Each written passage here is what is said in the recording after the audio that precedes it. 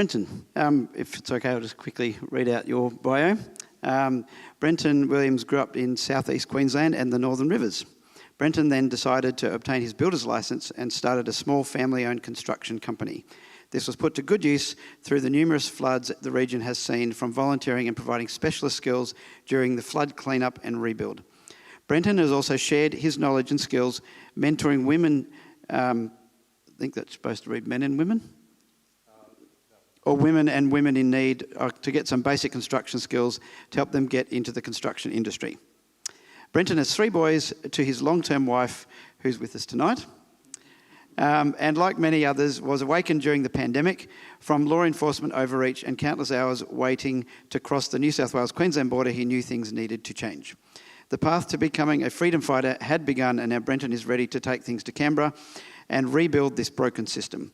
A firm believer in a smaller government protecting free speech and lower taxes to put more money in our pockets. He is keen to challenge our out-of-touch leaders. Over to you, Brenton. Apologies in advance. This is the first time I'm up on a stage, so probably won't be as eloquent as this fella right here, but I'll give it a go. So yeah, grew up in the Gold Coast. I went to school with my wife, and we've since been together for 20 odd years.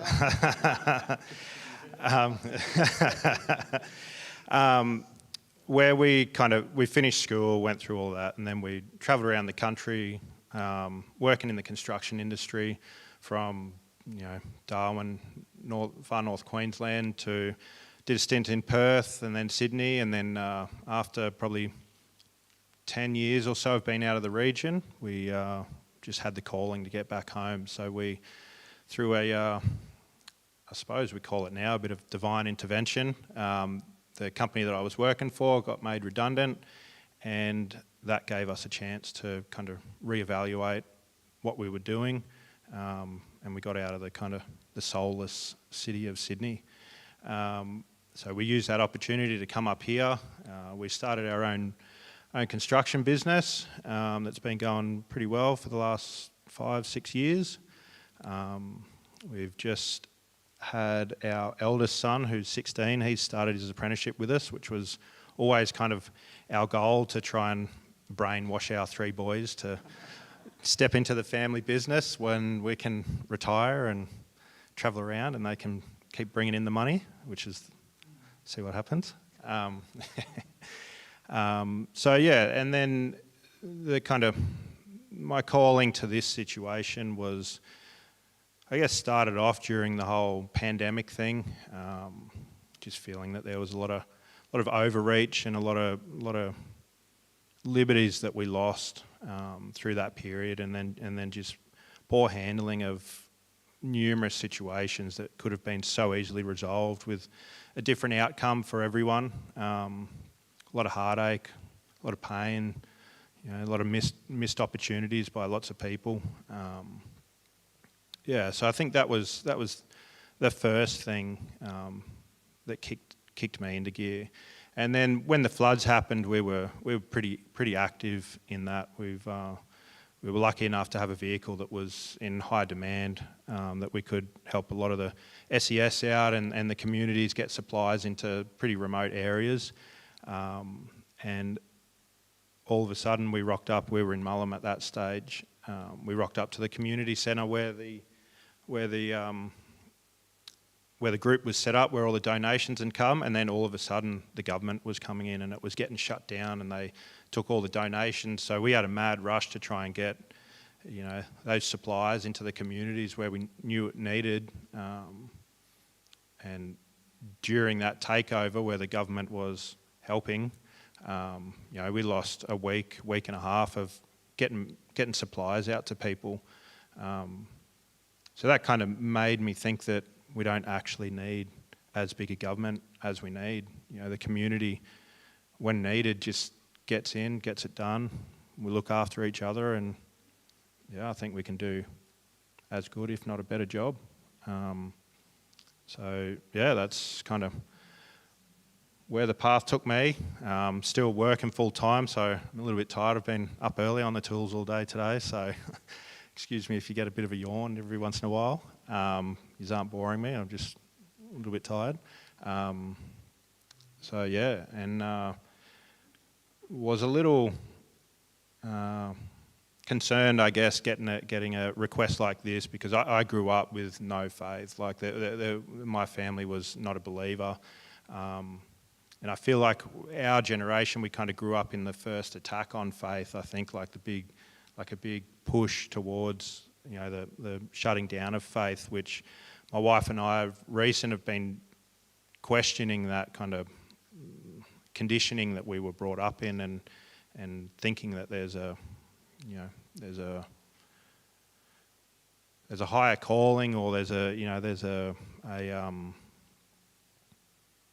higher moral standing than what we have mostly, you know, without that faith-based system, and a bit of a self-check and something to hold yourself accountable to, which I think is more and more looking like it's missing in society. So, yeah, but big thing for me is just wanting to keep, you know, our hard-earned money. We work pretty hard for it. Seems like we just get nowhere with it, and for the privilege of that, we lose more freedoms, it seems, all the time as well. So, you know, we're all adults. I think we can make our own decisions for ourselves, and that's kind of what I'm pushing for. Thank you very much.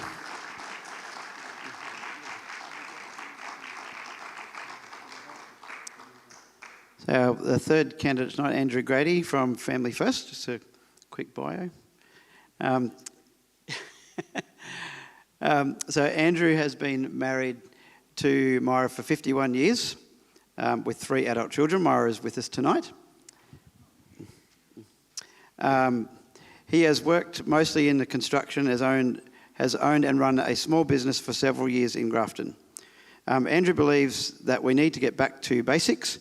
Our governments need to start and do the duty of care for the citizens of Australia, looking for the most efficient ways in which they can reduce the cost of living. His interest in Family First is because of what they stand for, family and Christian Judeo values. Our governments must address the cost of living and reduce their spending on so-called renewable energy that they will know and not be able to cope, and as has been proven. We need to pause net zero policies until a proper cost benefit has been conducted. We need to cut red tape and get out of the way of families and small businesses. Over to you, Andrew. Just before we get started, just these recent 2 guests, can I just have a quick chat to you just over to the side there, just to touch base? Is that okay? That'd be good. Thank you. Yes, please. Okay, is that on? Hello? Yep. Thank you very much for inviting me tonight, Kevin and Brendan, sorry. This is my first time speaking in public, so please bear with me. I don't know what I'm doing, so it's all new. A little bit more about myself. Yes, I've worked in construction, in building power stations and coal-fired power stations for many years. I worked mostly in the oil and gas industry in Australia and overseas. I spent a lot of time in the Middle East, building oil platforms, pipelines, and so forth over there. So I saw what a third world country is, and I see where we're going here. If we keep going the way we're going, that's where we're going to be, and that is not good. A bit more about myself. I grew up in regional Victoria, as did my wife. We sort of knew each other from very early childhood because our parents used to go to euchre nights, as they used to do those days. So, yeah, we went to school, same high school, and sort of, as I said, knew each other from way back. As I said, worked in construction, had a small cleaning business in Grafton for a number of years. I had 10 full-time employees. I was working days and nights, they were working nights. Kept us pretty busy, and then had the opportunity to go back offshore into Bass Strait in '87, which I took because it's a lot easier working there than it is working for yourself. And you get a pay packet every week. Come back home, my wife was running the business while I was away. The employees did a fantastic job while we were away. We even went away on holidays overseas and the employees just run the business by themselves. So having people that you can trust is great. My idea of I went to a meeting in Grafton that was hosted by Family First. I didn't really know anything about them. I've done a little bit of research since. But Roseanne and Lyle that did the talk on that day, and a couple of others, brought up points that hit my heartstrings, I suppose you could say. Very much in line with what I believe is their policies, the policies of Family First. And we need to look at lowering prices. We need to get more housing built for our Australian and immigrants as well. Everybody here in Australia deserves to be able to afford a home.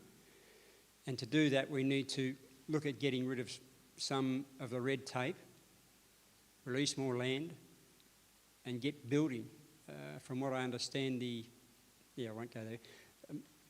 The road situation, housing in Lismore, you could see how many houses if you drive down, what is it, not Mulwood, what's the main street going up and down, Daly Street? There's Molesworth, Dawson... The one that goes up and down to Gunnellabar. Oh, Bruxton. Yeah, right. Yeah, right. The number of houses along there that have been there since the flood, they're not doing anything with them. So, a lot of people have been dishoused in this area.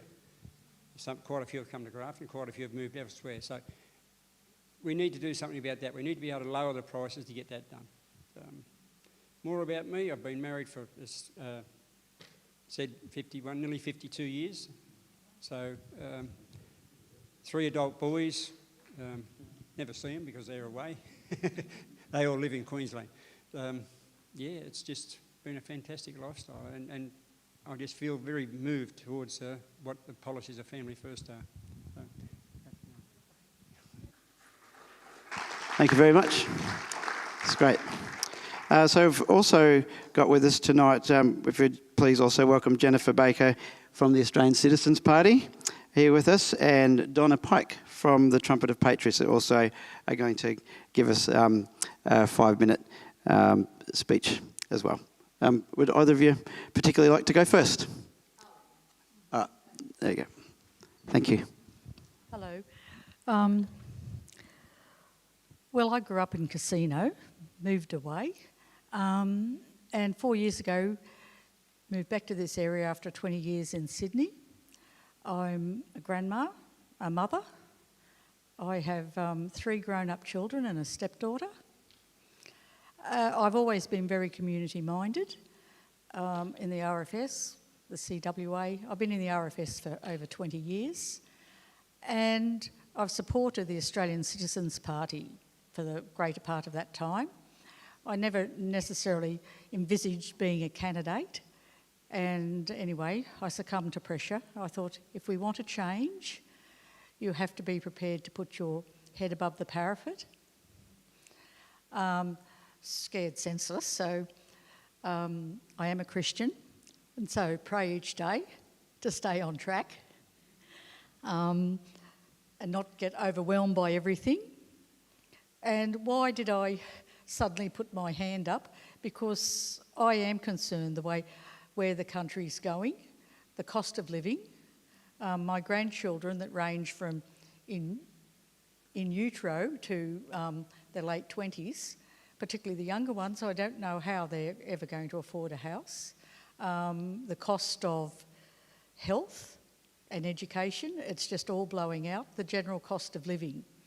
And this is a very common sense party, and we want to do a lot of the things that all the other parties want, is improve the health system, which our public health system has been run down for a long time, and also get more teachers, doctors, nurses, general healthcare workers, paramedics, and out into the country areas, because they've been neglected. So many of my friends think NSW stands for Newcastle, Sydney and Wollongong, and that's just this state, and I'm sure the other states probably have a similar acronym or something for that. This party was started 37 years ago by farmers and small business because they just found the system was not working for them. To go to the bank to get a loan, there was a lot of prejudice. It wasn't easy. You wanted to improve the farm or just go that little bit further with your business. And one of our main things we're pushing is another public bank you may have heard about the we've been saying at Post Office Bank. As you know, particularly the Big Four, they've been pulling out of towns left, right and centre, publishing out very large profits. Now, when we did have a savings bank before it was sold off, profits from that bank went back into developing this country. And that will help lower the cost of living. I'll just have to read a bit here. Help us get more affordable housing, revitalise our health system, and we're also into energy security. We'd like to see things like power and gas return to state government control. Since they're all sold off, the costs have just spiralled, and this has got to help. If we could lower those costs, that's got to help business and farms and telecommunications as well. And also food security. We want to help encourage our own farmers and also increase productive industry. After World War II, during and after World War II, we made heaps. We even made a fighter plane. Now we're just a consumer and service industry and it's not doing us any good. So that's where I'm coming from. And also to get integrity into public governance and have economic sovereignty, and we feel the bank's a good way to start with that, so the country can start on its own. And we also want national sovereignty so that Australians decide what happens in Australia and we're not under the influence of outside forces. I mean, the outside forces are going to affect us. I'm not that naive. But we should be deciding how we're going to react to them, what we're going to do, and not be told by other countries. And we're also against AUKUS. We'd like to see ourselves building up our own defence system. It won't happen overnight, but to spend all that money on something we might not even get, and it could be old hat by the time we get it, that money could be spent on much needed infrastructure in this country to help the economy. So that's what I'm all about. Thank you.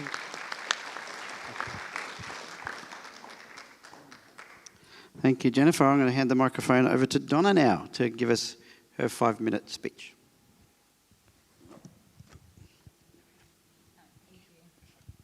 Hi everybody, good evening. My name's Donna Pike and I represent the Trumpet of Patriots Party. Now, I like to talk about many things, so I'm going to sort of stick to the party policies tonight because you're not voting for just chatter about different things, you're voting for policy that we want to implement. And you need to know exactly what that policy is. So I'm going to read it to you because it's very important. The policies are one population under one Australian flag. We believe in multiracial country with one culture, the Australian culture. We do not need to be welcome to our own country, but protect freedom of speech and our rights to have differing opinions. Pay down our national debt with a 15% licence fee on iron ore. Labor and Liberals have saddled us with $1 trillion in debt and no solutions to get out of it. The Trumpet of Patriots will pay down the debt by placing a 15% licence fee on iron ore exported from Australia. Housing. To ease the housing crisis, we propose to allow Australians to use 30% of their superannuation for a deposit and cap interest rates at 3%. Establishing a high-speed rail network for 120 kilometres, growing satellite cities to major CBDs or linking them, would unlock affordable housing for families while slashing commuting times at the same time. Cost of living, now that's a big one. Create wealth by having an efficient private sector producing all and reduce government waste, guarantee affordable energy to Australian households and businesses through base load coal-fired power stations. Also, we'd like to launch an investigation and drain the swamp of the Australian government, which you've seen some do overseas. Immigration. Now, we the primary responsibility of the Australian government is to look after Australian citizens. We need to cut immigration only to sustainable levels and prioritise the needs of Australian citizens first. We have people living in tents everywhere. We have homeless exploding. We have people, I had a nurse the other day who was on social media living in a tent.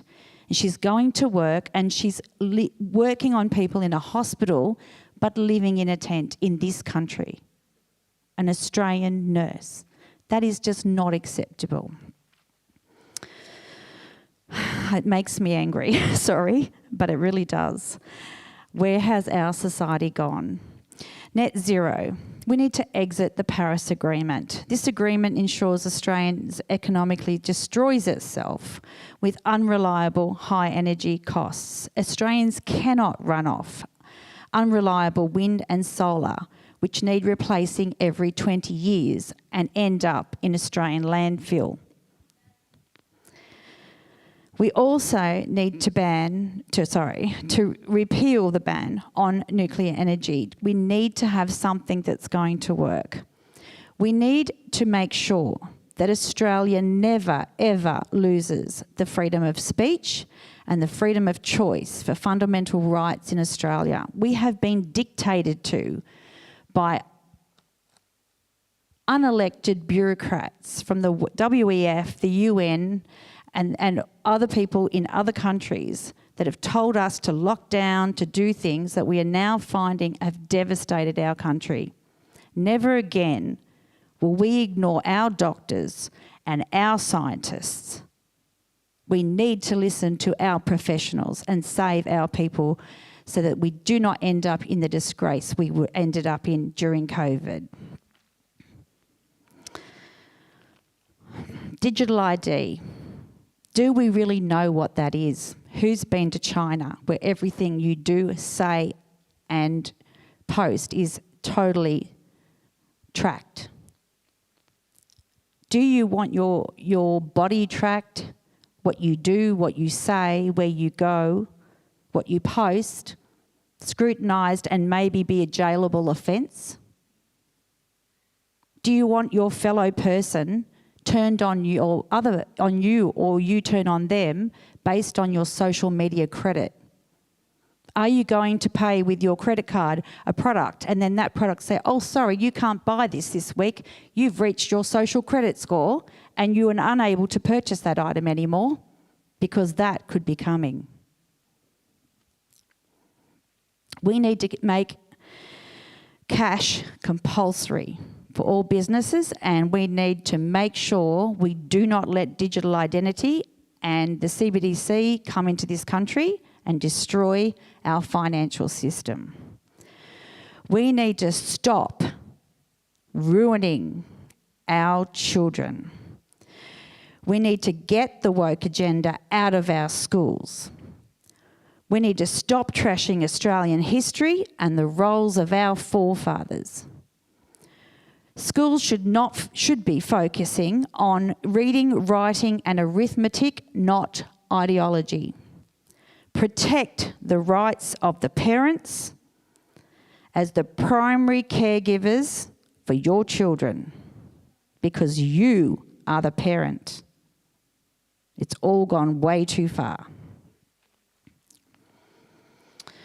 If we don't exit the WHO, the UN and the WEF, we will probably lose our sovereignty. We need to decide what happens within our own borders.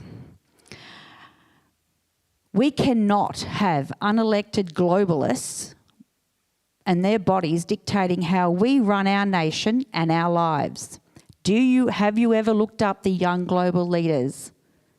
Yes, good, because they are implemented and integrated into all of our countries, and they're controlling some of the highest levels of our governments and people with power. That has got to stop. Australia must stay out of international conflict that doesn't concern us. Australian conscription for 18 to 60-year-olds in this country, which could then lead to us supporting the Ukrainian war with our men or women is not a good idea. Bring back Australian manufacturing. We must process our minerals at home. We sell our iron ore for hundreds of dollars a tonne. It goes to China and it comes back to us as steel for thousands of dollars more. We're giving away our resources and buying it back tenfold. Everything you buy is coming from China. So our economy, our money, our resources are making them rich every single day. And the green ideologies that are up there are decimating the environment under the guise of saving the environment. I won the Coffs Harbour Environment Award off the Mayor. It was me, for coming up with the green, red and yellow bin system that went around this country. I care about the environment. I do. My daughter's an environmental engineer. In fact, she has 3 degrees, a Bachelor of Science, an environmental honours in environmental engineering and a Master's in teaching.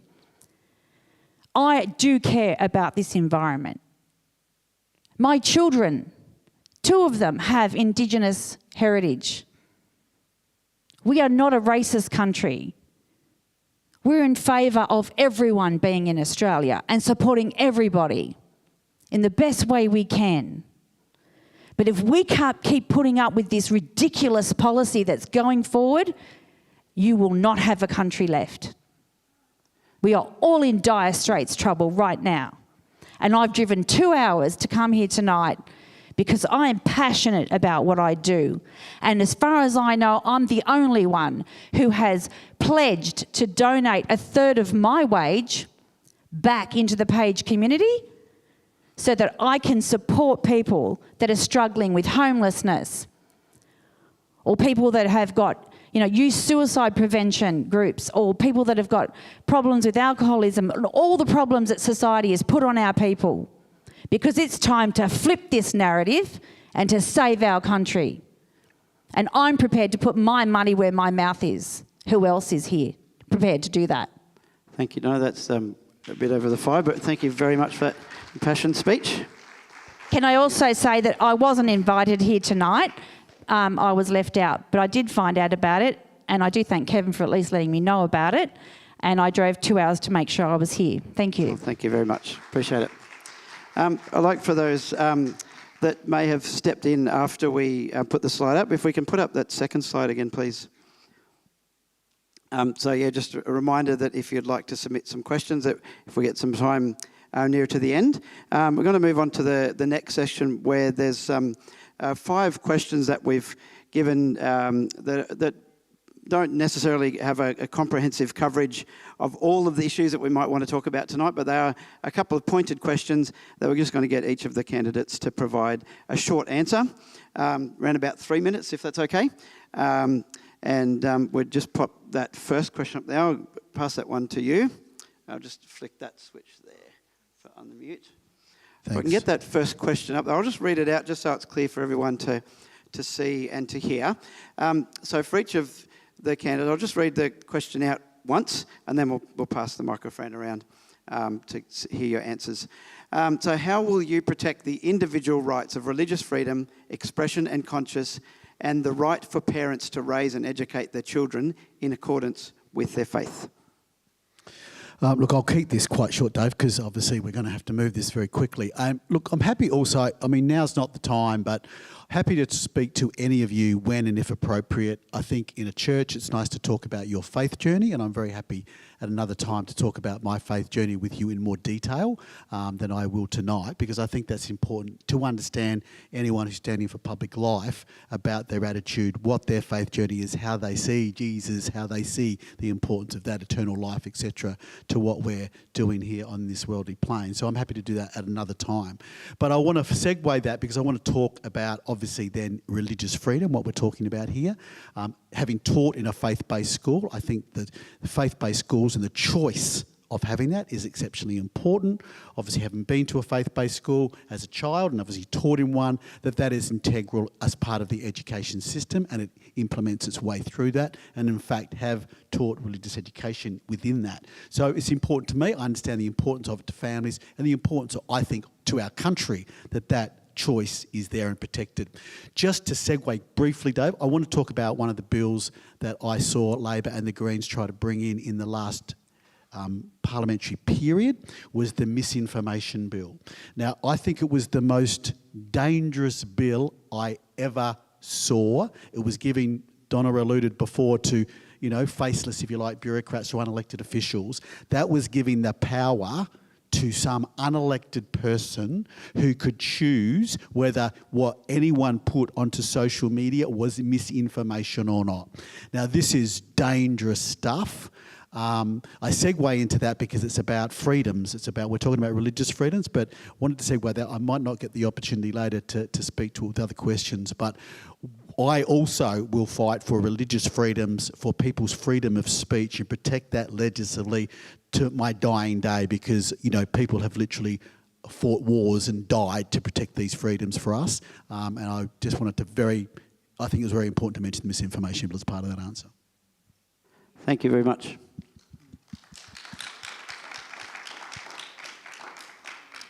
Brenton, would you like to provide your answer for that question? Much the same as Kevin. Like I said before, not coming from a full faith-based upbringing, I saw that question more as just a freedom in general, whether it's religious or whatever. If we have total freedom, it doesn't matter if it's a religious issue or a non-religious issue or a race thing, whatever it is. We should just have the freedoms to make our own decisions. So a few of the things that we have been talking about in the party and some of our policies are enshrining that free speech in the Constitution, so running a referendum for the people to vote that in, not just the elected officials to squabble about it, us making the decision whether we want our freedom of speech. Same as repealing all the racial discrimination acts and all of that kind of stuff, all the hate speech. That's so subjective, the way that it's going, it can be spun into whatever you want it to be, which is a way of just taking someone's freedom and autonomy away from them, just because they may have a differing view. And then, like I said, exactly as Kevin said, a big one is this misinformation and disinformation bills. We've seen it a lot over the last couple of years. The top experts in the world getting shut down because they've been told they're wrong. Who knows better than the top experts? They've studied these things for their whole careers. So I don't think the government should be in there telling them that they're wrong. So not essentially a religious freedom thing, but like I said, just a freedom in general. Then we can choose as we do, as we see fit for our kids and our families and everything else. Thank you very much. Andrew. They've pretty much said it all. I agree with what both of them are saying in general, Yeah, I agree in general with both what Kevin and Brendan are saying. I'll get it right eventually. Sorry, Brendan. The lady said before, sorry, Donna, about China, having been there and worked there, a lot of that's true. You've got to do as you're told. We here in Australia have our freedoms of choice at present. It is being eroded. We need to have that enshrined in law. That cannot be changed by any politician's will. So as Brendan said, we need a referendum. I agree with that 100%. Freedom of speech, freedom of religious choice should be our main goal, one of our main goals in this election. So I agree with them pretty much wholeheartedly. Thank you very much.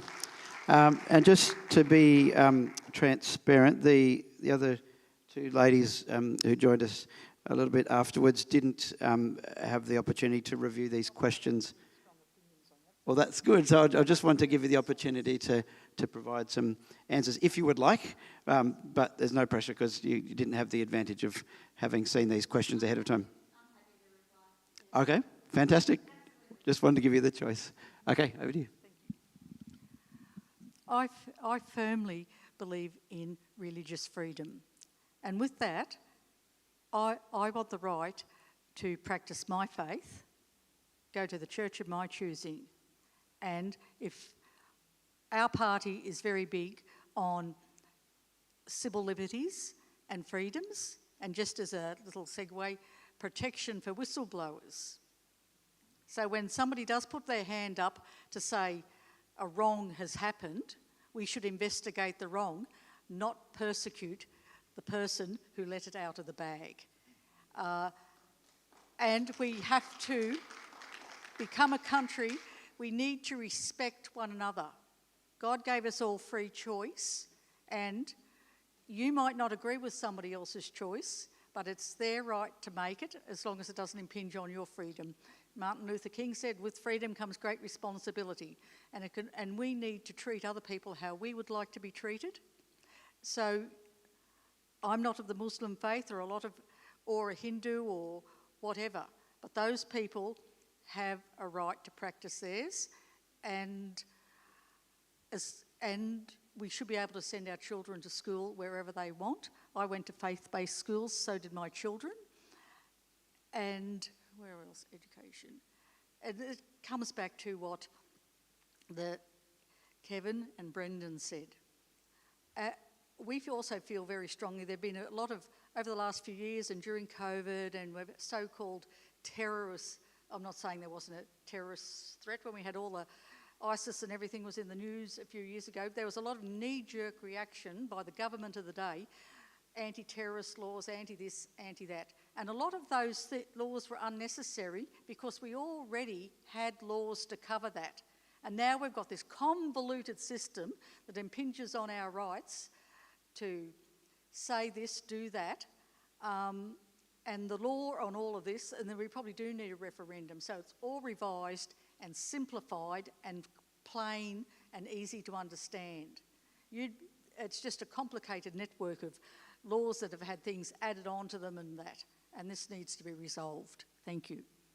Thank you, Jennifer. Donna. Hey, thank you. I'm going to be a little bit more outside the box because that's just me.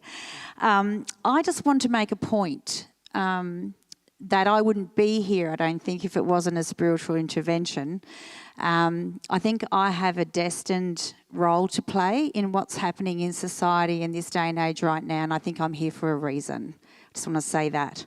The next thing I want to say is that in this country, we always had the freedom of our religion to relax, to express it, and to be who we were and what we are. It is being very quickly eroded, not only because we're becoming very multicultural, but some of those ideologies from some of those cultures are trying to make us change our ways in our country. That is not on. Yes. And this is why we have the problem. Because we want people to integrate with us, then they come in under our terms and conditions in this country. We don't want them coming into this country saying, we want to come and live in your country because it's so wonderful, but hey, we want you to change and be like us instead. No, no, no, no. Do you know we have 2 fully operational Chinese police stations in this country, hidden, that you probably don't know about, some do, but you know now. You try and have 2 fully operational Australian police stations in China. Good luck with that. So we are very, very accommodating. We are very, very kind, loving, gracious people. We are not racist because we are flooded with immigration, 700,000 ongoing. But where do you draw the line? We have to draw the line, and we have to do it quickly.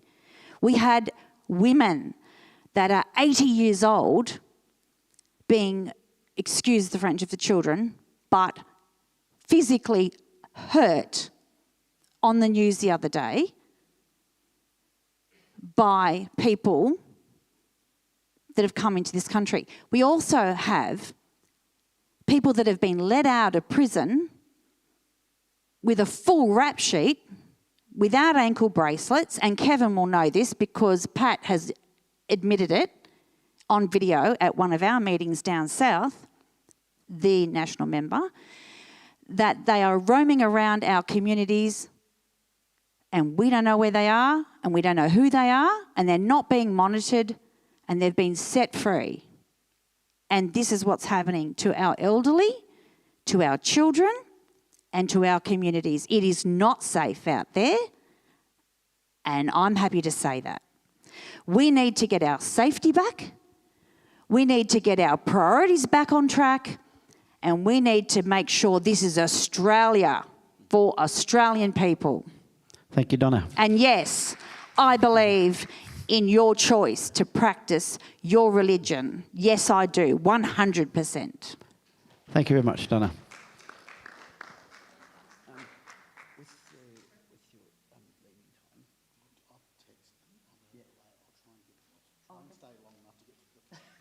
Okay, brilliant. All right. Yeah, that's all right. I've just texted him and Okay. I've delayed that. All right. Thank you all very much for that very meaningful contribution to that question. Such an important question, isn't it, about our individual religious freedom? So this next one goes to a similar topic, but more on the basis of community religious freedom. So again, I'll read this one out just to clarify in our minds. And once again, if we just keep the answers, that was fantastic. Thank you for keeping to the time limit of 3 minutes for your answers. So help us to get through to the other questions. So this is the second one of 5. How will you protect the positive right for faith-based organisations, including churches, charities and educational institutions, to operate according to their faith? This includes employing staff and engaging volunteers who believe and practice their faith.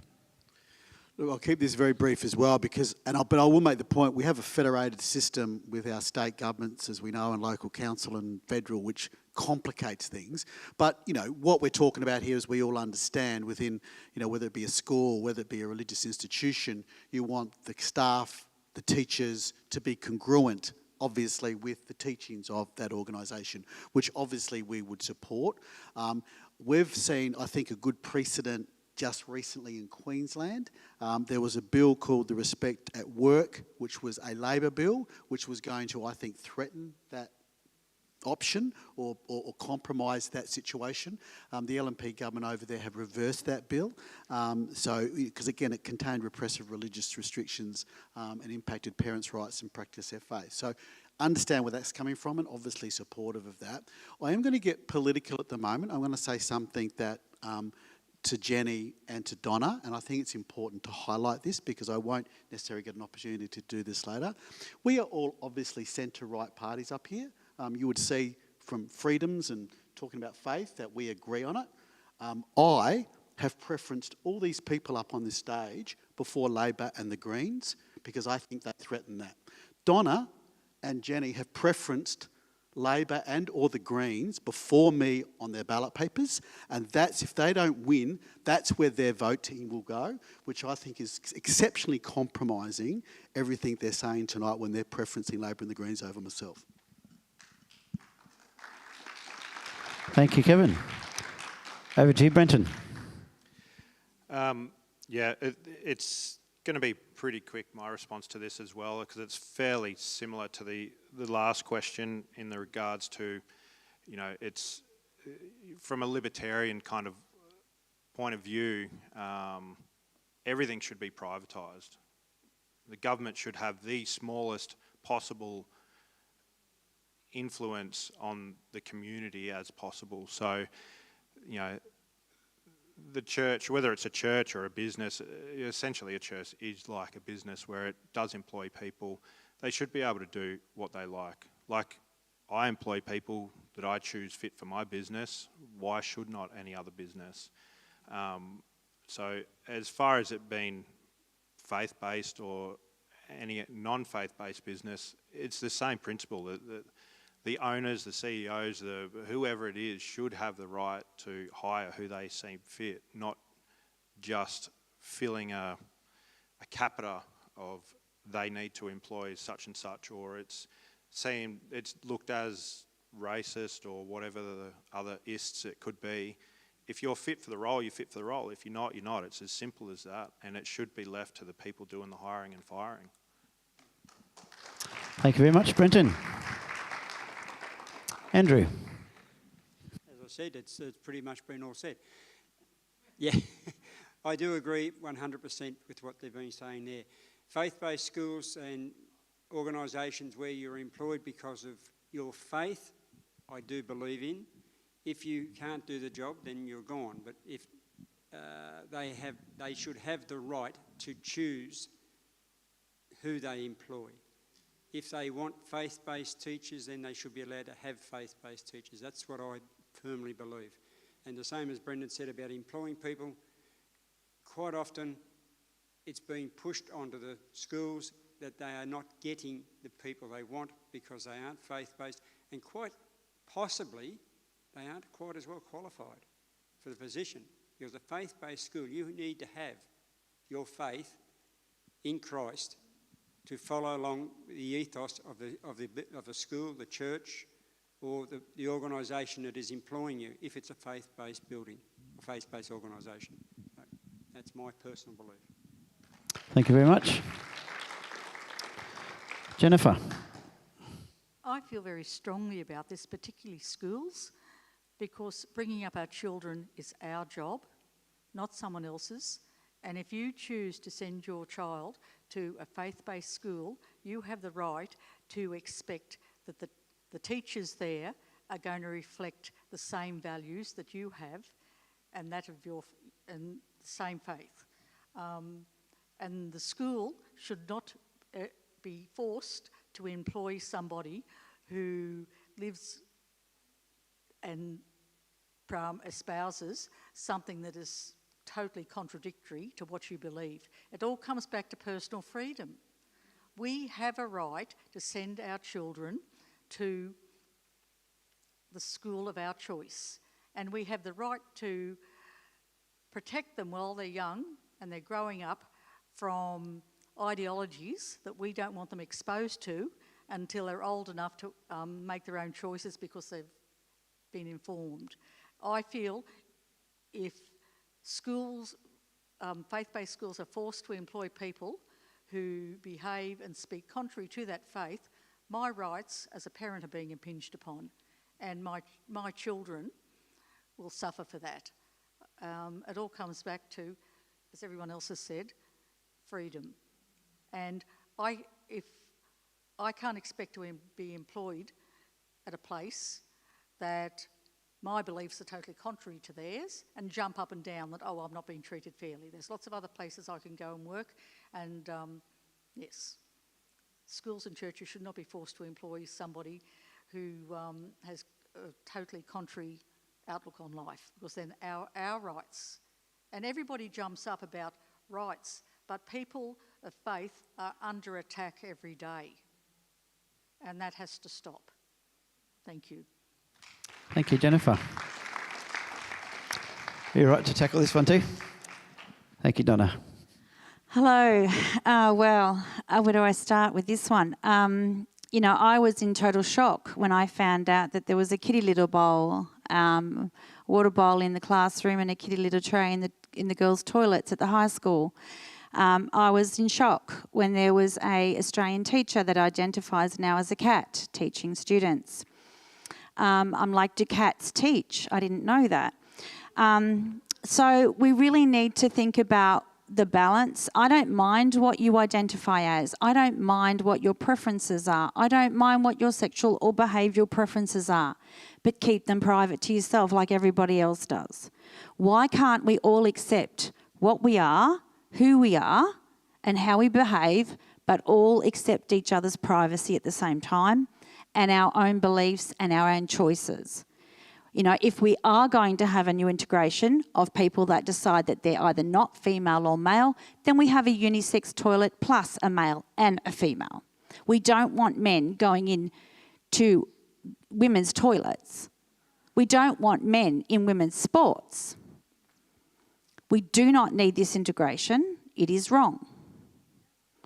Now, I just want to also point out the reason why we placed some people in some positions, which some people may not be aware Sorry, of. Donna, if you don't politically. mind, if just keep the answer to the question we're talking about at the moment. But I'm replying also to Kevin's remarks, which he made, so I have to have right of reply. Sure. Now, the coalition, if you Google the coalition, it is the Liberal National Coalition, commonly known simply as the Coalition. It's an alliance of centre-right to right-wing political parties that forms one of the two major groupings in Australian federal politics. The two partners in the coalition are the Liberal Party of Australia and the National Party of Australia.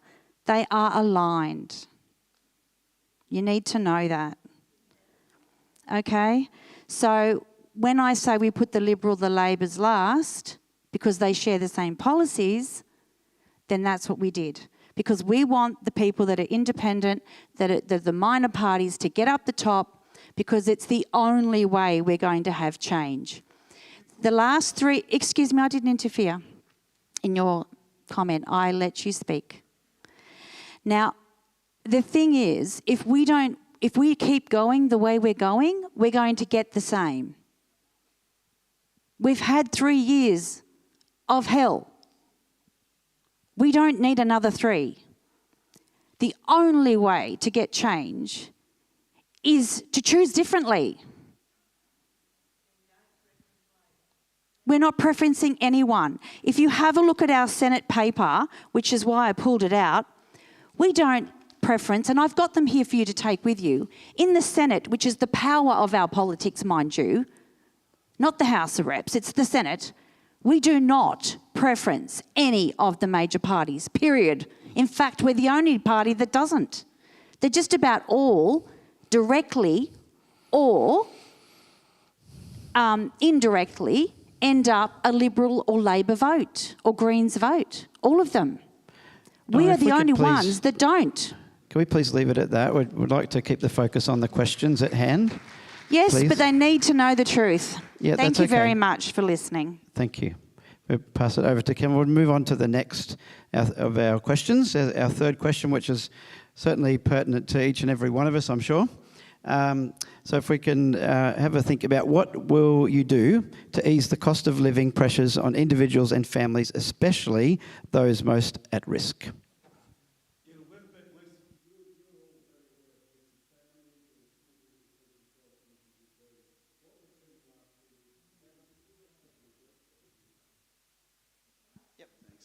What you have all seen, observed as families, as businesses, is the biggest cost of living crisis that we've seen in the history of Australia since records are being kept. And a way we measure that is what we've had is the fall of disposable income. So when you look at what you've spent or you have to spend on your rent or your mortgage and all the groceries that you buy and sort of spending that has to happen for you to live, what's left over is what we call disposable income. And disposable income has fallen more in the last 3 years than it has in the history of Australian records in this stuff. So we're very aware of that. We think a lot of that is because of bad decisions of the current Labor Greens government.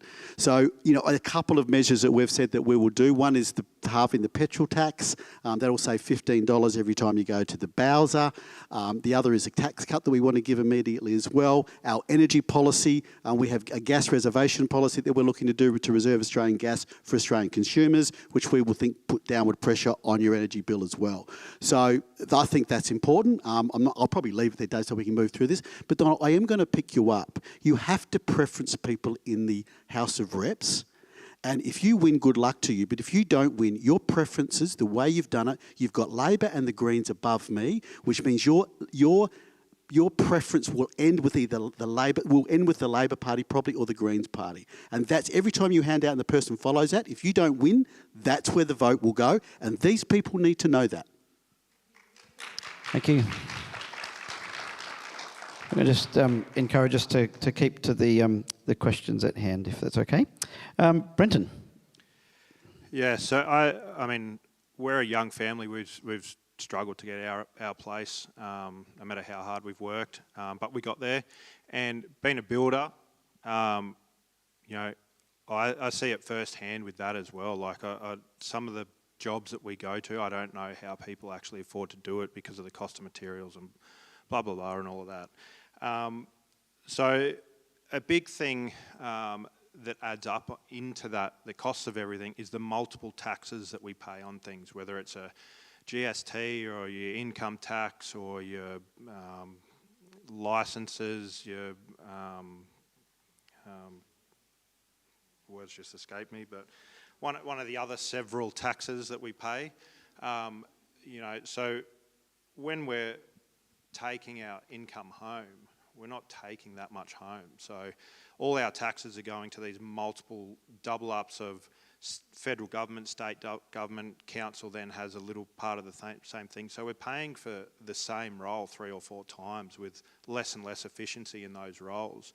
So just a culling of the size of government departments would be a massive burden reduced from the taxpayer.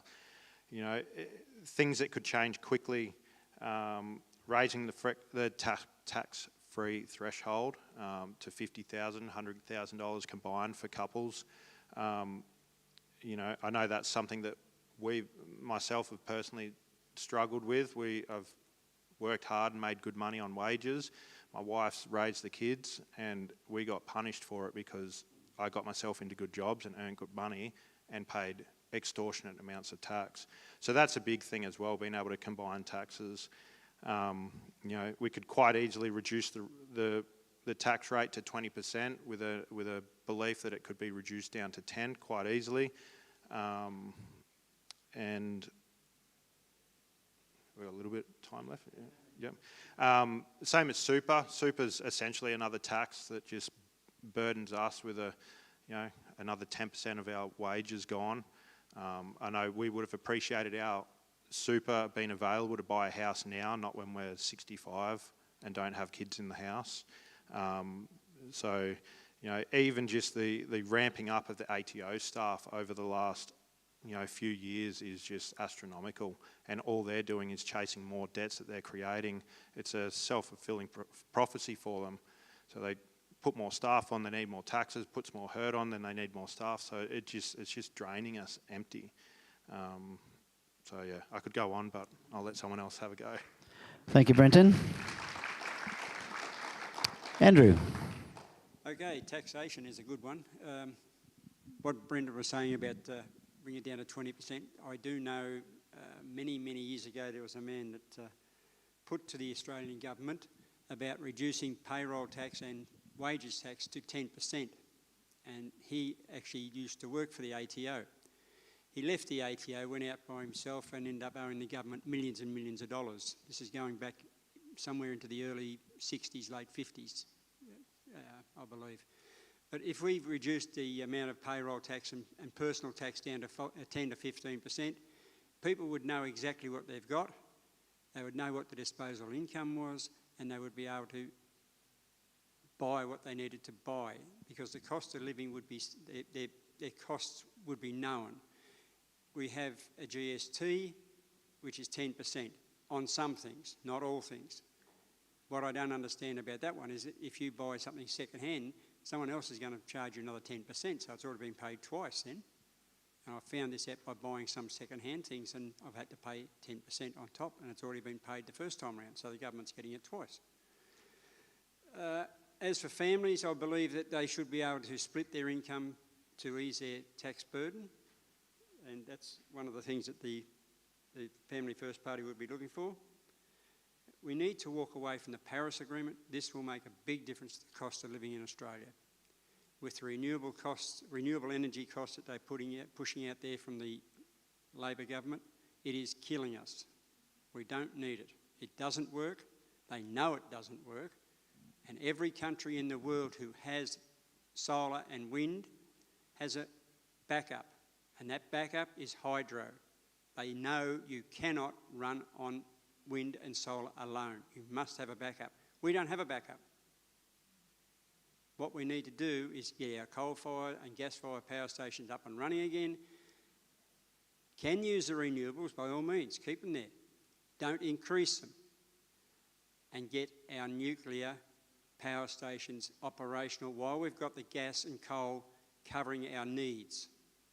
The nuclear power station in Sydney at Lucas Heights, there's never been any trouble there that I know of in my lifetime. It's a small nuclear power station, and that is what has been abdicated. Abdicated?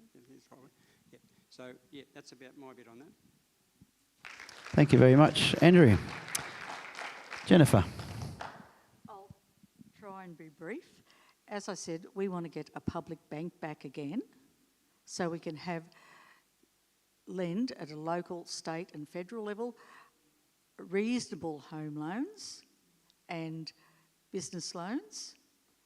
That will bring some integrity into the banking system, and it will also help lower costs. We also want, as I said, the Aussie Bank to fund a national housing authority to coordinate with the states and also relook at negative gearing.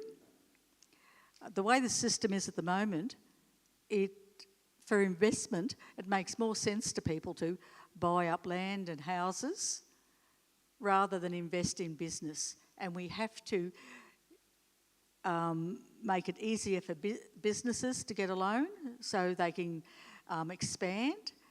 At the moment, you go and get just a small business loan, you're in double figures, 14, 15%. And that is a very big burden on a small business that's just trying to expand. And also relook at capital gains tax. We also want to get rid of payroll tax. That's something that was brought in during World War II to fund the war effort, and it was never meant to stay. But guess what? Governments got addicted to it. Now you want we want to provide jobs for people. Why tax a business? Oh, you're now employing more than 20-odd people. You need to pay payroll tax. That's going to reduce a business's incentive to employ people. So again, reduce the business costs, and also we would like to see electricity return to state ownership. We all know since it's all been sold off, our power bills have doubled, and we want to increase gas and fuel reserves because they're quite low. And again, I forgot to mention it earlier, we are very pro nuclear fusion plants. I've had a few people say to me over the last few days, oh, Chernobyl, and you don't drive a car now like you did 50 years ago. We don't have carburetors in them. They were old nuclear fission where the atoms were split. Fusion, you're putting things together, and there isn't an astronomical waste. That whole nuclear waste, incidentally, was coined by Kissinger and a businessman in California many years ago because that suited their narrative because they wanted to push something else. And yes, to build a nuclear power plant, it is expensive, but the sooner we start, the sooner we have them. Because as some of the other speakers have already said, coal power stations need to be replaced should be every 30 or so years. Wind turbines last 20, solar panels last 30 to 35 years, and obviously they're going to deteriorate towards the end. So we do need a mix. And if you want industry to get going, it's not going to happen on renewables because you won't be able to generate the heat to smelt steel and do all those things. And we agree too that we should be not just selling off our iron ore, but we should be adding the value. So, and if we do all these things, we get reduced power costs, you get rid of payroll tax, you'll have a bank that's reasonable, and also we want a moratorium on home and farm foreclosures. Because we've all heard the horror stories out there. People have farms that have been in generations for years, banks have taken off. and this should not be allowed to happen. Okay, thank you. Thank you, Jennifer. Donna. Thank you. Okay, there's a couple of issues here that I'd like to address regarding that. One is to abolish student debt. We ask our youth to go through school from kindergarten right through to high school, and we have them leaving a lifetime of stressful education, getting their degrees and working hard in study to be great, people in our communities, to build roads and infrastructure and be wonderful people to help our society. And the first thing we're doing now is loading them with a debt that is giving them mental health problems, that is stopping women from having children, that is now putting such a burden on our youth that we have high degree children living in share homes, paying off debts before they can even get a mortgage. They can't get a home loan mortgage because they have got a home loan debt already through their study. Do you know those people, the bureaucrats at the top right now? They got a free education. How dare they? How dare they? Do you know that more small business in this economy, in this last term, we've had more closure than ever in history? We have to get those doors back open. We have to support small business, because what happens when you run a business? You have money to pay your bills. You have money to put petrol in your car. This monopoly with Woolies and Coles and all these corporations that we're letting run rife in this country are dictating to our farmers how much they pay for their milk, dictating to the farmers how much that you pay for things, and they buy it for, and then they get the money selling it to you for triple. Our farmers are, excuse the kids, because there's not great things happening in their barn sheds, let me tell you. We're losing lives. I'm friends with Wade, who goes around this country fighting for farmers. He's a 3-generation farmer. He has told me some horrific stories about the farmers of this country. And I am saddened, because I went to Kyogle High School, I did agriculture. I have lived in this Page electorate for 45 years. I have a nephew that's a baker in Evans Head. We have a family property we all bought in Coruscant. My brother's there. I have a sister-in-law in Evans Head who works at the casino, who works at the school. I worked and lived in Lismore, Iluka, Kyogle, everywhere around here. Like, I've been here for a long, long time. I'm now down south. I'm still, to this day, part of this electorate. And I am passionate about the people. I am passionate about the problems. And if I get elected, I won't be dictating to you. You'll be dictating to me, because I swear, for the first time ever, I will be your voice for this community, and I will be pushing your problems up the hill to that corporate bureaucracy up there that is ignorant and won't listen, and I will be screaming until they listen. Because I'm sick and tired of what's been going on. I'm sick and tired of the ignorance. I'm sick and tired of the small talk.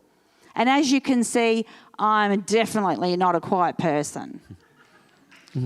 Thank you very much, Donna. Now, can I just also say, what I also have found, you'll have 2 elderly people in the community. Then all of a sudden, you have 2 pensions, and you will recognise this. You'll have 2 pensions.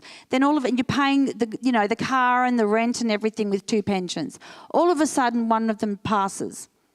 Then all of a sudden, the individual is left with this massive loss of their loved one that they might have had for years and years, but now they are trying to survive with 1 income and pay the same expense load that they had 2 incomes to pay for. This problem is leading to so many homeless women and men, because they are then left with double the expenditure with this single income. We are not looking at all the different variables out there, and there are multiple ones that are never talked about, they're never addressed. I'm here to make them to be vocal about them. I'm here to put them forward for the community to see them and speak about them and to get it out into circulation and to make people listen to the people's problems. I will go to your towns. I will do an analysis of the things that you need across the communities and say, what are the things that you need in your electorate area? And then I will work out what you want as a majority, and I will fight tooth and nail as much as I can to make that happen. Thank you very much, Donna.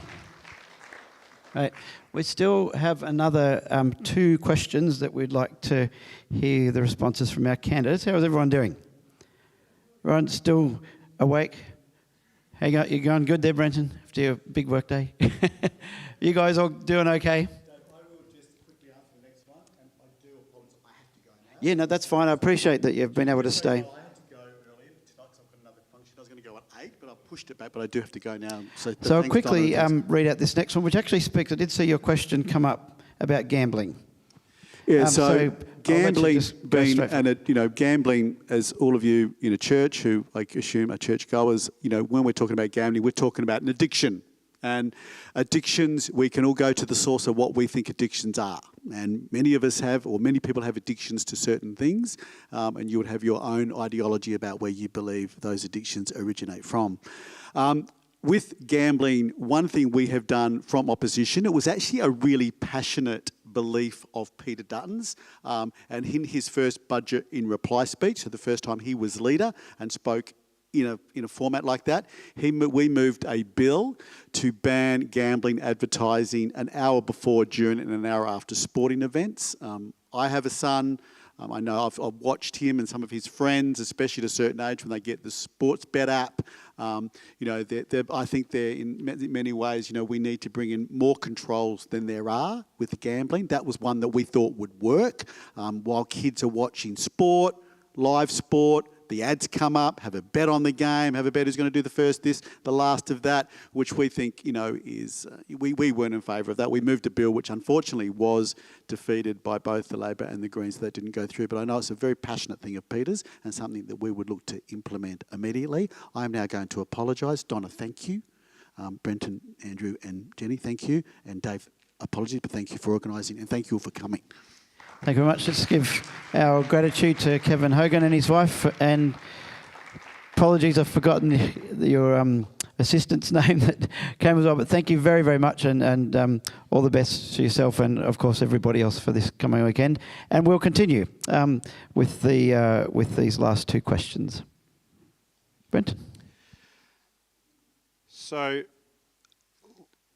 like I kind of brought up before, gambling-wise, I think should be left to, we're all adults, so if you want to gamble, that's fine.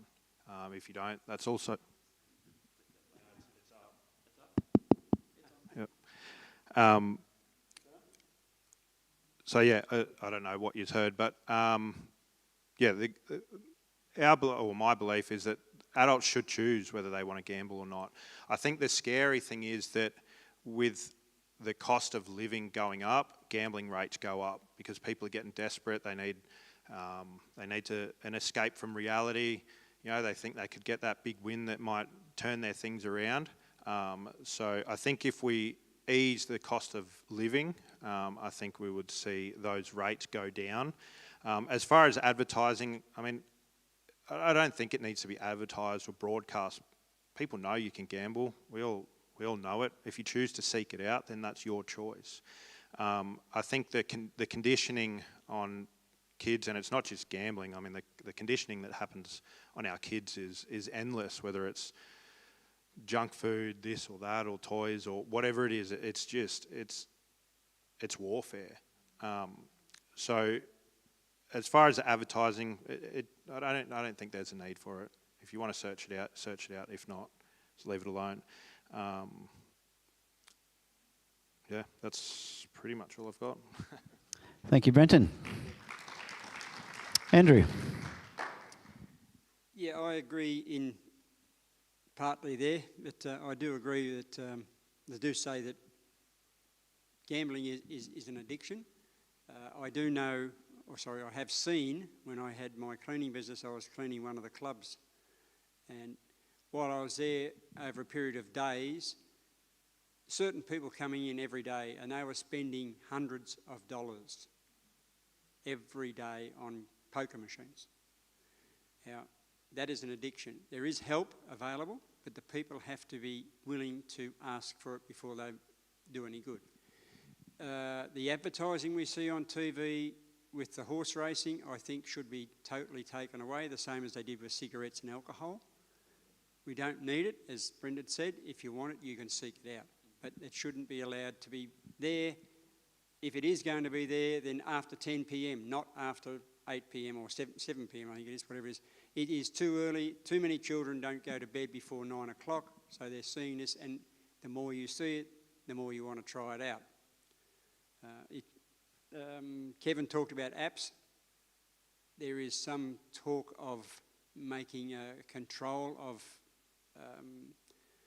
that sort of stuff for teenagers so that they can't access certain things such as pornography and that sort of thing. So there's sort of things that need to be looked at and worked out how best to do it.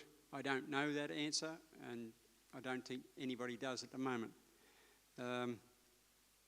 If they can't get rid of gambling machines, pokie machines, then make them have a cashless card, so they can't go somewhere and get cash with that card. They've got to use the card from the machine, so they can't waste it otherwise. Another point, no, that's another thing. That's something else, sorry. Yeah, that's a bit. Thank you very much, Andrew. Jennifer. Well, part of our trying to sum up everything, I left a few things out, and I'll just add we want to give the ACCC more divestiture powers so they can break up the Coles and Woolies monopoly, and also Qantas and Jetstar, and that'll lower prices and help businesses a lot and people. But on this business of gambling, I'm not familiar with all the 31 recommendations, but I'd probably say yes to most of them. I have never understood how clubs like the RSL or the Workers' Club, they support the kids' football or the netball team, and they do this and that in the community when they've endangered. Where that money comes from is those huge poker machine rooms they have. I thought they're ruining people's lives and making a profit at it, and to ease their conscience, but we invest this into the community. What about the parts of the community you have ruined? I would like to see the amount of poker machines in pubs and clubs reduced significantly. And I agree with Brendan, there's absolutely no need to advertise gambling. And I'm personally offended when I see it on TV.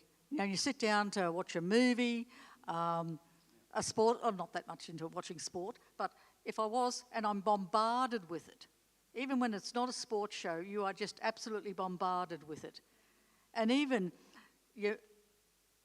sometimes just to chill, I might play Sudoku on my phone, and there are a lot of games that come up, and they're gambling. So that's another thing. You think, that looks like fun, and you get into it, they want you to pay a bit of money to get another bit of this or that to keep playing the game. Those things shouldn't be allowed either. We, as a party, want to encourage investment in the real economy and discourage financialisation and speculation. Making things, growing things, and again, if we can get the economy going, we're going to take that desperation out of people's lives. The house always wins, as they say. So that's not the way to go. And that's all gambling is speculation, and so is our stock market. Thank you. Donna. Okay, great points, some of those. I really like them, and I do reflect on some of those as well myself. I just want to go a little bit deeper. I don't know if any of you have heard of MTHFR, which is a genetic SNP, which is the inability to properly methylate vitamin B9 into the body to get it to the cellular level.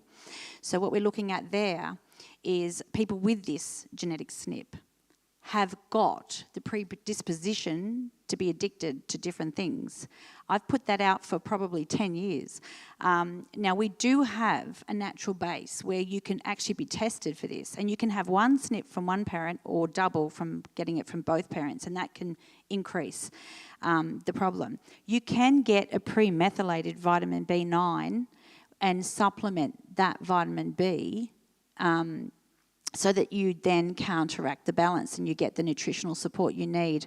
Why this isn't public, why it's not supported, I do not know. But I will be putting forward the natural medicine and the natural knowledge that we have in this country, our naturopaths and our homeopaths and those people that care about your health. They go to university, they get their degrees, and they are not funded by big corporation pharma. And so we need to listen to both sides. Now, I also want to point out that there was a cure for cancer on 60 Minutes mainstream media. I have the video. I'm happy to share that with you. It was an Australian scientist. She actually found a berry in the Queensland rainforest called Hylandria dockerilli, a full tumour destruction within 48 hours. Why was that not funded? It takes $1 million of funding to get through. It was clinically trialled in animals and on humans. Total success. No side effects, nothing. Yes, I will talk about things that nobody wants to talk about. Now, I also want to say we as citizens can complain to the media regulator. There is an office where you can actually individually step up and say, I do not want those ads on my television.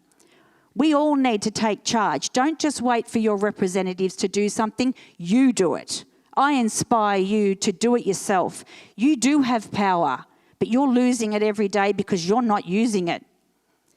Get up there and email them. Tell them what you want. The other thing I want to say is that children are being primed for gambling through gaming. All of those games they're sitting in front of, not only are they making the military combats by using the droning type capabilities, but they are being infiltrated with people, undesirable people that are friending them while they got a headset on and the parents don't know about it. There's so many sinister things going on with our children these days in multifaceted ways that we have got to address and we have got to talk about. Thank you, Donna. Can I just, I'm finished, sorry. I also want to say that they said no smoking. And what did they do then? What did this government do then? They brought in vaping. They let all the Chinese vaping things come in. And children, they flavoured them with watermelon and lollies. And now we have destroyed most of those children's probably lungs. And we're going to have ongoing problems with their health because of those things. I think some people call it popcorn lung. We have got so many the energy drinks, the monster drinks. Look at the name, Monster. It is a monster. We have got multiple monsters. We have to address them all. We have to get onto that television media and say no more, just like we do in so many other areas. This job has become so big, the burden has become so large to carry. If you don't have someone that is very strong, that is fearless, to represent you, this is going to continue. And I want to say that gambling causes homelessness.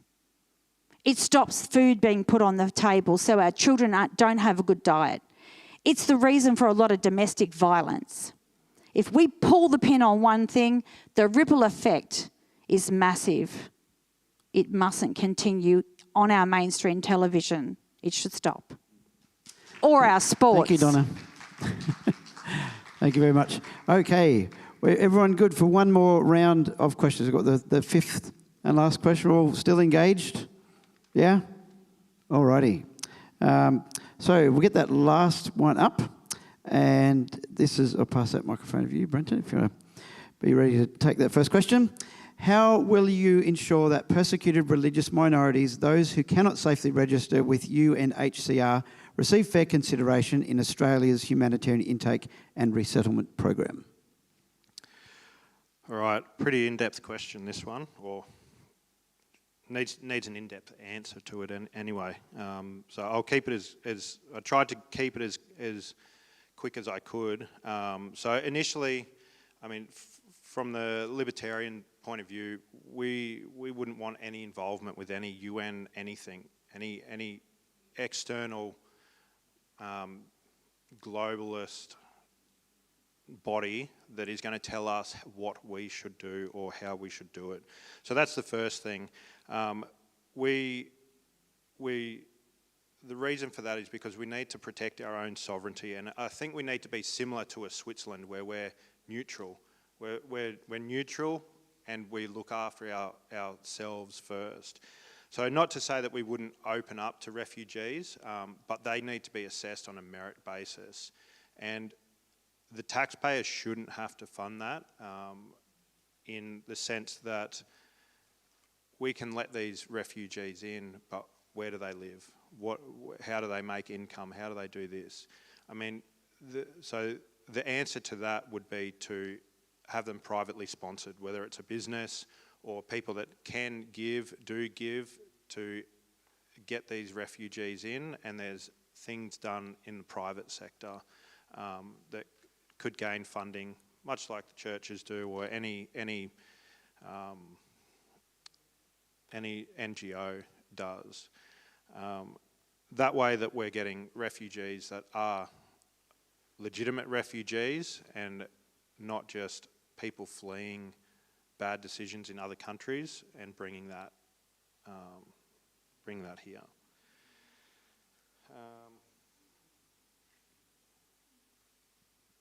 Yeah, that's it in a nutshell. So with refugees, I suppose it's similar to immigration. It's immigration places should be auctioned off. Not to say that they just go to the highest bidder, but it's not just an open border policy like they're trying to bring in with India. You know, we can't house 200,000 people a year coming here. We can't even house who we've got here now. So, yeah, that's if it became privatised and sponsorship based, I guess similar to a lot of the Arab countries and even America, to get into there you need to have a sponsor that's going to look after you and provide a position and kind of create that new citizen that's going to be a taxpayer and a contributor to the community. So yeah, something like that. Thank you, Brenton. Andrew. Yes, what Brendan was saying is fairly true. What he just said about Arab countries, you need a sponsor there if you're going to work, but you cannot become a citizen in one of those Arab countries unless you become a Muslim. And then you cannot own land anyway, so it doesn't matter. It's no good going to an Arab country and trying to live there for a long term. It doesn't work. I think we need to look at ways of helping these persecuted religious minorities without the UN, if we can. Our immigration department does a great job, but they need to be able to move a bit quicker than what they do. We've got a lot of people still in immigration holding places that need to be processed, but they need to do full checks. The biggest problem is they destroy any documents they have before they get put in these places, so then they've got to trace where they come from and everything else and find out who they are. So it makes it very, very difficult. So that's part of the reason why it takes so long for immigration. I just think we should be able to help them where we can, if we can. Right. Thank you very much, Andrew. Jennifer. Okay. This is our party's point of view. We are a country of immigrants who helped to build Australia into a great nation. Politicising Australia's immigration policies does nothing to advance Australia's interests. We must end the institutionalised mistreatment of asylum seekers and refugees. but the sustainable way forward is to help the global south achieve real economic development brought through international cooperation. For the sake of Australia's future, we must return to a visionary immigration policy that welcomes people of all faiths and races through a long-term intake planning, not just to ensure our infrastructure is capable of supporting the increased population, but also to encourage immigrants to settle all across regional and rural areas, which is crying out for population growth, and not just in 2 or 3 major capital cities. With this approach, Australia could maintain a reasonable level of migration, but spread out across Australia, the population growth would be imperceptible. Now, we're not into offshore detention, and I agree with the speaker before me, processing has to be quicker. But I also know, I'm also in the CWA, and when we go to the conferences, they are crying out for not only health workers and educational workers. We want people to pick crops, and they don't care where these people come from as long as they come to their town. But we also have to make sure there's housing for them, because that's a big problem. Also, one of the biggest problems in getting teachers, police, healthcare workers, anybody to some of our country, because housing is just still a big problem in the country, and we have to address that and provide affordable housing. There's no point in bringing people here if we can't house them. And spread out. So most immigrants want to contribute, and let's spread it all out, just not make our cities more congested. And and real refugees, we have to do what we can to help within reason. Thank you very much, Jennifer. All right, Donna. Well, our party policy is to exit the WEF, the UN, everyone. So obviously we wouldn't listen to this. But at the same time, why give millions to a foreign football team when we could give millions to the countries that need some farming intervention to provide for their own?